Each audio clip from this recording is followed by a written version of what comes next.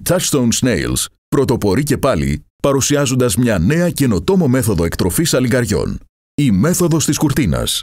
Η μέθοδος της κουρτίνας σε ένα εκτροφείο σαλιγκαριών έχει πολλά πλεονεκτήματα, τα οποία έχουν να κάνουν με την καλύτερη διαχείριση του σαλιγκαριού και την υγιεινή του χώρου.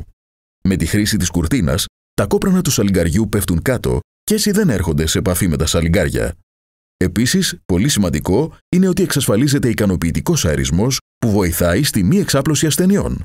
Η μέθοδος της κουρτίνας δεν επηρεάζει καθόλου τον κύκλο ζωής του σαλιγκαριού.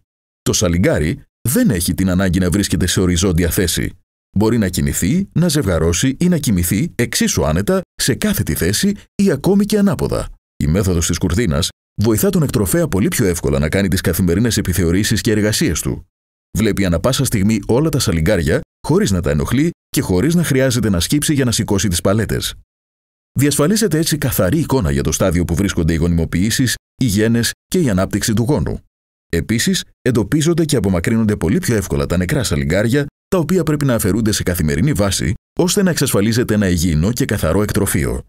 Η μέθοδος της κουρτίνας απλουστεύει το μάζεμα συγκομιδής σαλιγκαριών, γιατί δεν χρειάζεται να σκύβουμε όπως θα έπρεπε να κάνουμε με τη χρήση παλέτας.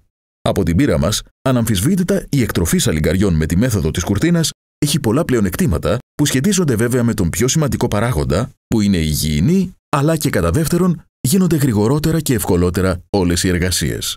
Το μόνο ίσως μειονέκτημα είναι το μεγαλύτερο κόστος κατασκευής έναντι των άλλων μεθόδων εκτροφής. Λαμβάνοντας όμως υπόψη ότι χρειαζόμαστε το 1/5 του αγροτεμαχίου, αφού η εκτροφή σαλιγκαριών με τη μέθοδο της κουρτίνας πολλαπλασιάζει τον χώρο εκτροφής 5 φορές, μια έκταση των 1000 τετραγωνικών μέτρων μας δίνει ένα εκτροφείο 5 στρεμμάτων. Βλέπουμε λοιπόν ότι η απόσβεση του επιπλέον κεφαλαίου γίνεται πολύ πιο γρήγορα.